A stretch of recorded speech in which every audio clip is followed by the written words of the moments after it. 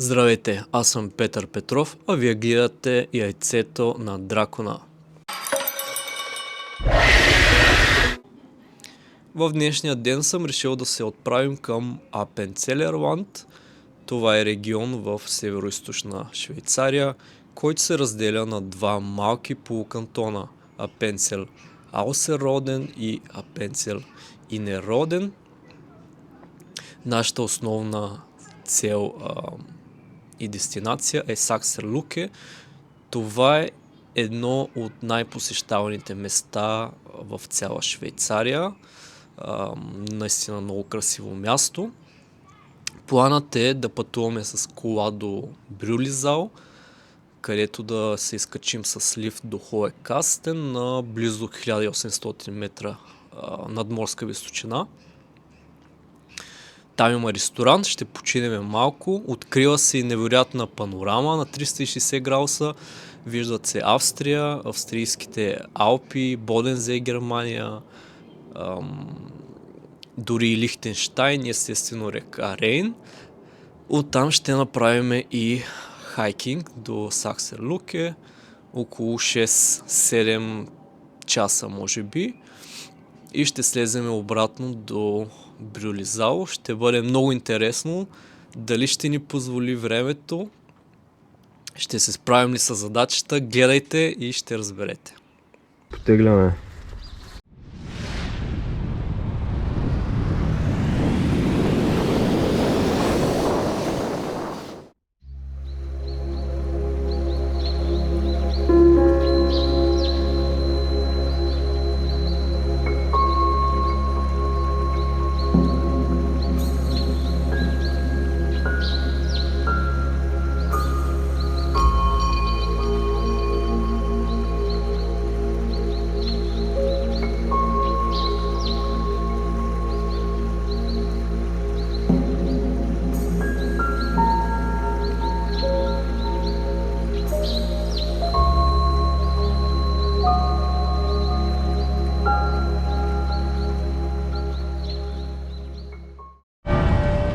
Тук що спряхме на паркинга в Брюлизал и сега отиваме към лифта.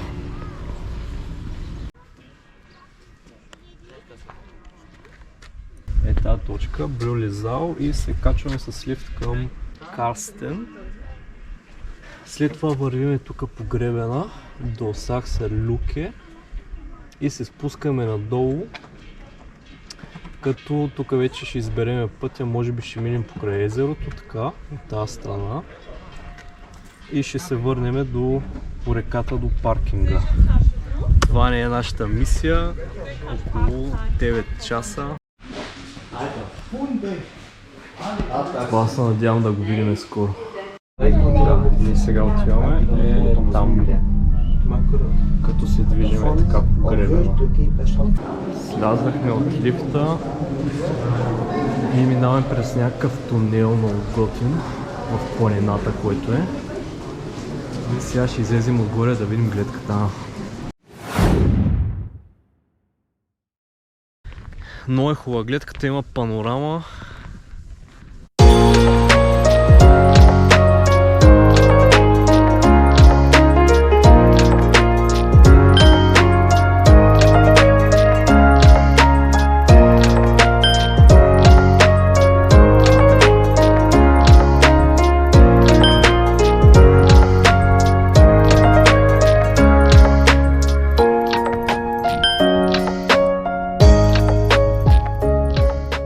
Започнахме да ходим по пътеката. Тя е трудна се води, червена.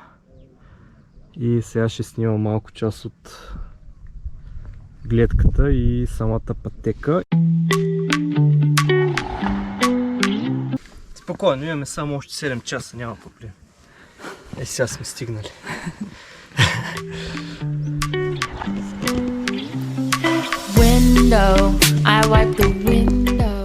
Ще отидем до там и от тази точка вече продължаваме наляво към езерото. Ходихме близо от 30 минути, слязахме под върха, т.е. под лифта. пътеката малко се подобри, малко стана по-равна, за да може и да си починеме и ще хапнем по един протеин и продължаваме напред. Гледката е много хубава. Гледката към езерото, което така забрах как се казва. Трябва да го видим после на картата. Ще го напиша някъде отдолу. Доста красиво езеро. Има и на места и сняг. Мокро е, кално е. Малко се хлъзга и трябва да се внимава къде се стъпва, за да няма грешки. Очаквах да е малко по-зелено, така една идея малко по-зелено и да има по-малко сняг. Имаше на места, където преминахме направо през снега. Покрай буквално беше върху пътеката снега.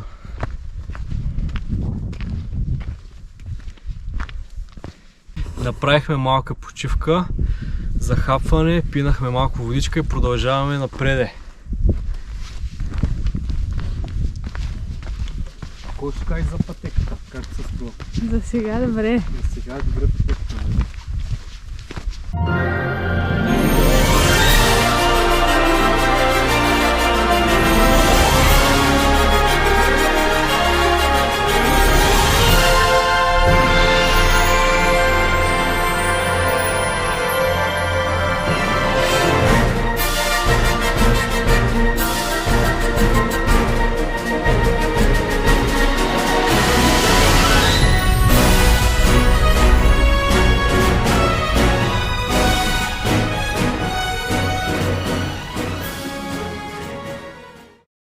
Всъщност това е пътеката, по която трябваше да ходим по самото било. Ето я. Така, но ние сме минали по една друга пътека. Не е по-малко лоша.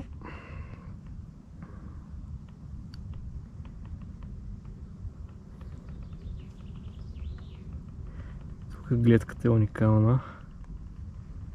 Цялата долина е обгърната от планини, долу е зелено, горе пък има сняг. Наистина е много красиво. Реката Рейн разделя, всъщност е като граница, и от другата страна, това, което се вижда там, тази долина, зелената хубавата, е Австрия.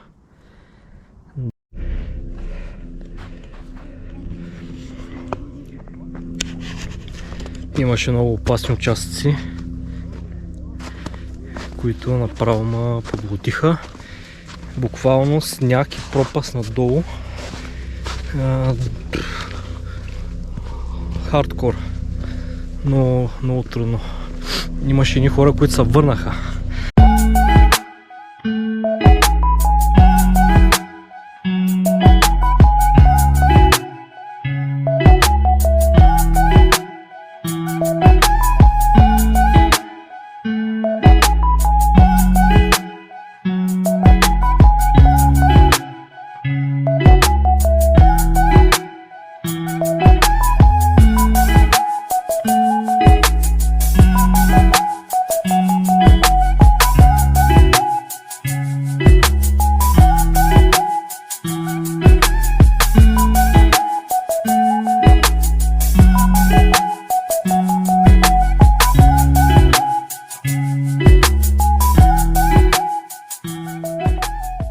И сме ходили уж 2 часа и 15 минути.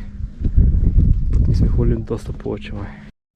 Тук има лифт, който обаче отива в другата страна на планината, където не ни чака нито колата, нито хотел, нито нищо. Затова ще трябва да слезем по старата процедура. Чакаме до река Рейн, да, само че друг път. Тези неща са много интересни, дървените, които са на практика някаква защита от лавини. Нали така? Да. Да, и малко има така подсигуряват, ако тръгнем да падам, да се фана за тях, което е добре. Да. Да се засечеш там. Ще се засека, да. Много е красиво. Уникално е. Сега ще продължаваме надолу, тъй като така сега нагоре. Това е пътя към Саксер Луке. Тоест това всъщност се пада малко по-нататъка. Мисля, че от тук не се вижда, но се пада зад етап планина. И понеже има много сняг и е опасно, и ще слизаме сега надолу, защото има склонове, където буквално можеш да паднеш надолу, да се подхлъзнеш и няма парапет, за който да можеш да се хванеш. И е много опасно. Бяхме вече на такива две места и ми се стори изключително рисково и затова сменяме плана и продължаваме надолу към езерото.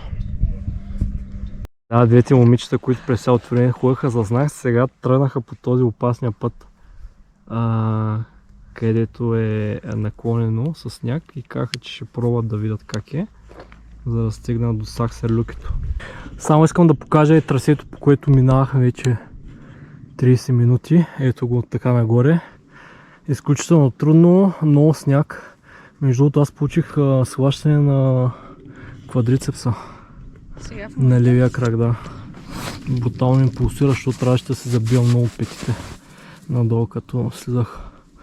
Да, и ето сега тук надолу продължава пътеката. В смисъл не къде не е стръмничко, стръмничко е. Ма няма препятствия, които да не спират. Препятствия няма и да има, няма какво да стане, защото тук сме на нищото и трябва да слизим. Просто. Ето тама се успокоих, че тук излезе някаква пътека горе да очитала.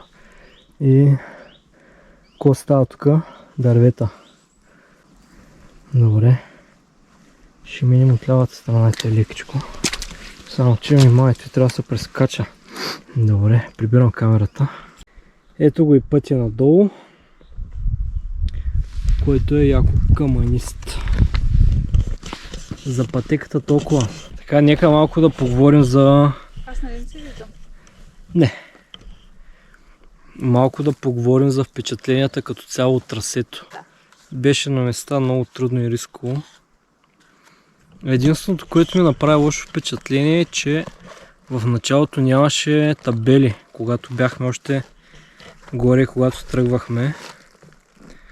И другото нещо интересно е, че на много места, където трябваше да има парапет и нещо, за което да се хванеш, това го нямаше. Интересна рекламация. Горе на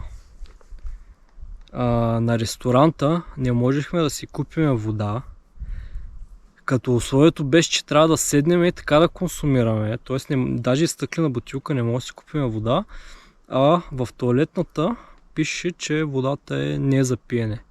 Че е дъждовна някаква там и не е за пиене. И добре, че бяхме тръгнали с 2 литра вода. И нямаше никъде по трасето, откъдето можехме да си напълним вода. Нямаше даже и някакво такова ручейче, което да ми се струва достатъчно чисто, за да се напълним. Така, сега ще покажа върха, откъдето тръгнахме. Ето, всъщност ние тръгнахме от ето тази точка там, горе. И вървяхме така, надолу се спускахме, така вървяхме, за да стигнем тук долу. Под нас е езерото. Сега ще отидем там да си починем малко и да хапнем. Защото сме гладни вече. Колко е часа горе-долу? 4 часа, значи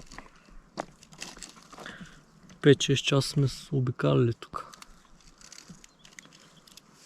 Ако трябваше да ходим пък до целта наистина, където беше плановано да отидем, сигурно Не трябваше и да спираме и да почиваме, нито да пускаме дрона, нито да се наслаждаваме на гледката.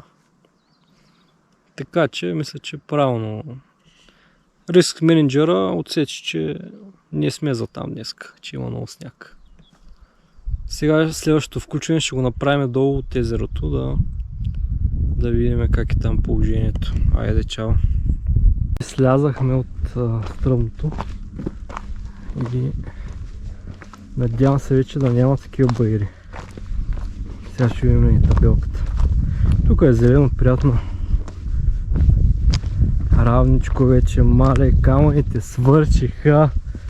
О, това е царско за краката ми. Няма камъньочи.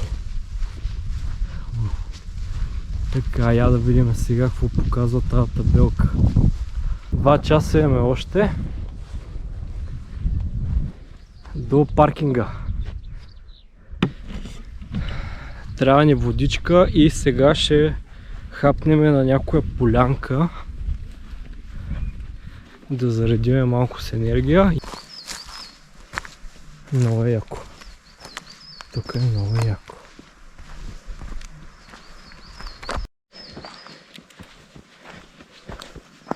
Работата тук е ахтунг, ахтунг. Гледай си в краката. Вече обикаляме езерото, много е красиво. Пътеката е приятна за разходка. Свършиха трудностите, вече съм доволен.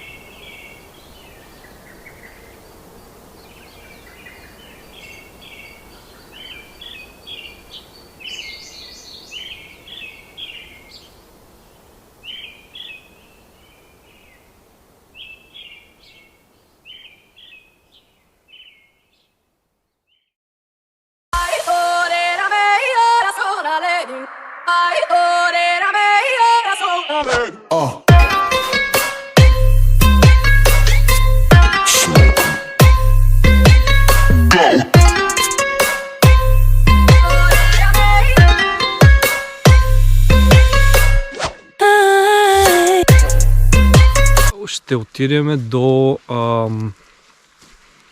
хютето, т.е. така наречения подслон на български, за да видим дали има вода, понеже имаме още половин литър само, пък имаме около час и половина ходене до паркинга. Надявам се да е лесен пътя. Комарите са големи като стършели. Да.